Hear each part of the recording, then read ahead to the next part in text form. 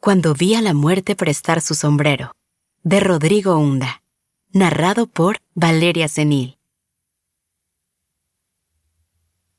Para quienes temen a la muerte, no les traigo consuelo, pero sí compañía.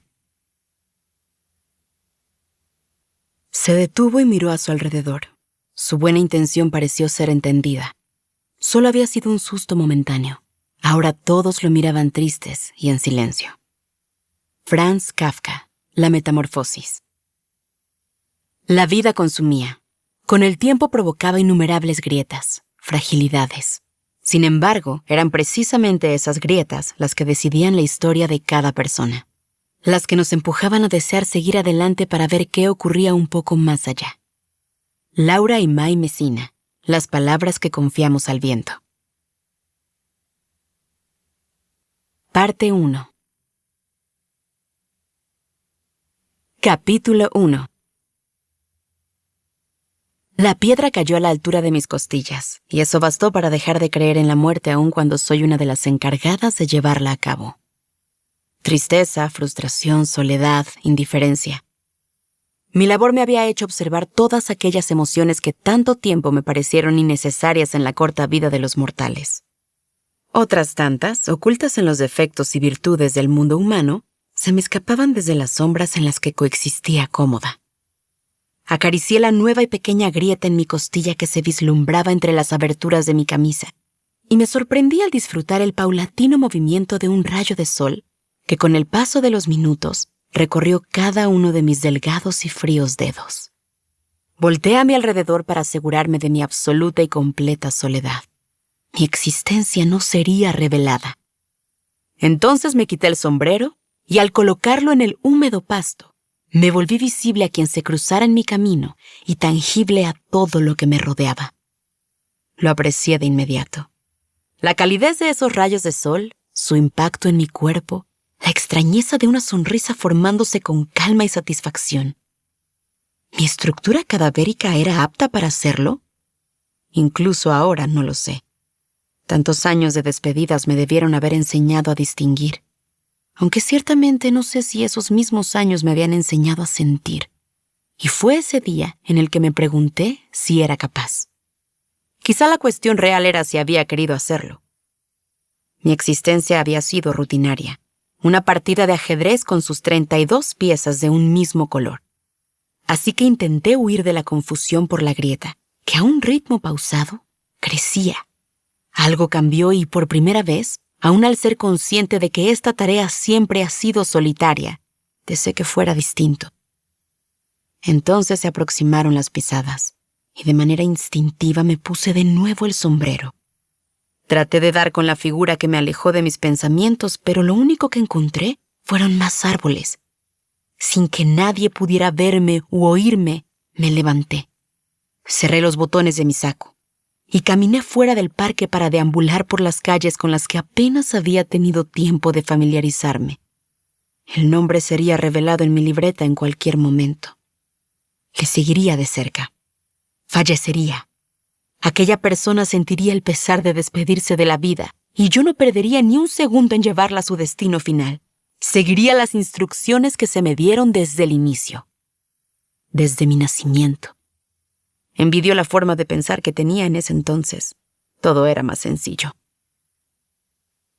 Segundos después de haber recibido el traje que todas debemos portar, recuerdo haber abierto la libreta que nos mantiene comunicadas. En ella, un solo nombre. Alba Zamorano. Los próximos 200 años le seguirían otros tantos. Ella era mi primera designada. No tenía la menor idea de cuándo, cómo o el porqué de la muerte humana, así que no demoré en buscarla y mantenerme a unos pasos de distancia una vez que la encontré. El concepto de la edad me era ajeno. Una persona mayor. La observé por varios días. En general dentro de su propia casa debido a sus dificultades para moverse. Tenía un dolor de huesos fuerte y un espíritu que lo era aún más. Insistía en sus actividades diarias con alegría y vigor. Cocinaba con su hija o su nieta, descansaba en su mecedora mientras acariciaba al perro, contagiaba su risa al estar sentada a la mesa junto a su familia. «Abuelita, dijo la nieta mientras de puntitas sujetaba la fuerte mano de Alba. ¿Te acuerdas que el año pasado en Navidad estábamos en la cocina y fuimos por mi mamá a la puerta? Luego cachamos a la Pegus en 2 patas lamiendo la cacerola del arroz con leche. Tuvimos que prepararlo de nuevo. No quiero imaginarme el dolor de panza que nos hubiera dado, dijo Alba entre risas.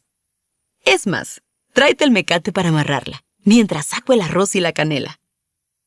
Una tarea sencilla, y aún así los humanos encontraban la forma de hacerla acompañados. Esperé varios días con la idea de que en cualquier momento Alba se levantaría de esa mecedora, se despediría de su familia y dirigiéndose hacia mí, diría que estaba lista. Así que solo quedaría leerle el guión que por aburrimiento encontré en el bolsillo de mi saco y llevarla al más allá. Pero un día antes de morir, necesitó más ayuda de la que solía recibir. Le llevaron los alimentos a la cama, se sentaron a su lado para hacerle la plática y dejaron que la Pegus entrara al cuarto, a momentos que no soltara tanto pelo.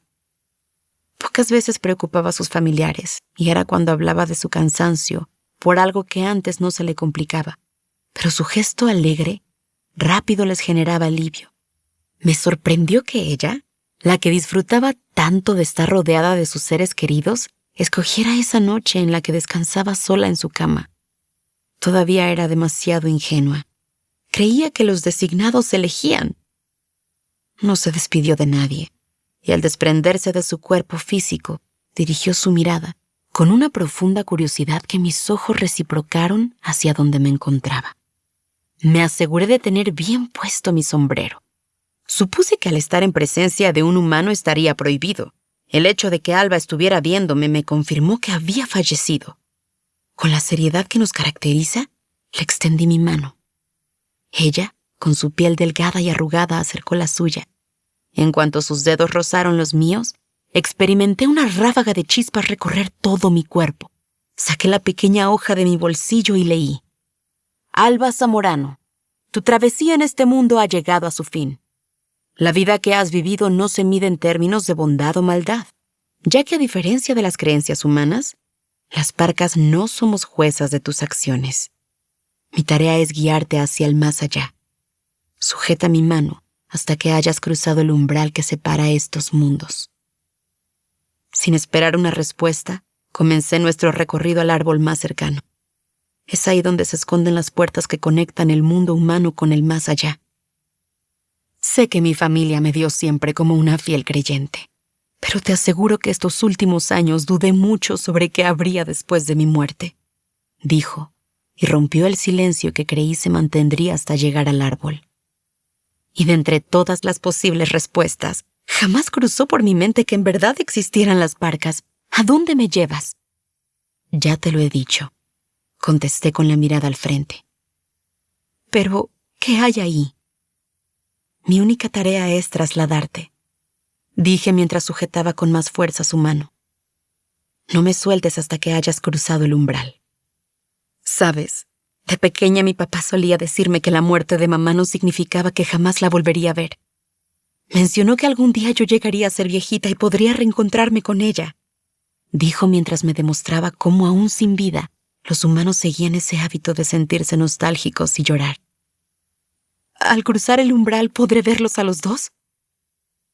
No contesté. La vi secándose las lágrimas y sonreír como si lo hubiera hecho. Ahora más que nunca pienso en lo mucho que me hubiera gustado responderle, pero sigo sin saber la respuesta. Incluso con el paso lento de Alba, llegamos en poco tiempo a nuestro destino. Coloqué mi mano sobre el árbol frente a nosotros, el cual generó un pequeño destello por el que la invité a cruzar.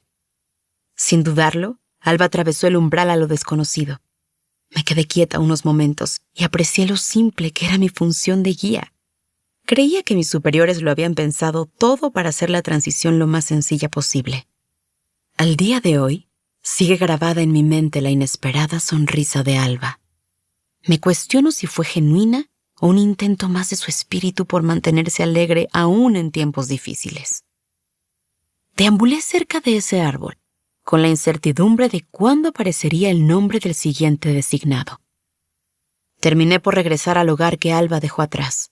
La noche llenaba de una tenue luz todas las habitaciones. Mientras el resto de su familia dormía, entré al cuarto de Alba para observar su cuerpo inerte y pálido. Todo seguía igual, a excepción de una cosa.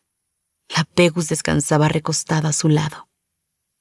La primera en entrar a la habitación fue la nieta, que después de abrir las cortinas para que los rayos del sol calentaran el cuarto, no recibió respuesta de su abuela, y rápido llamó a los demás.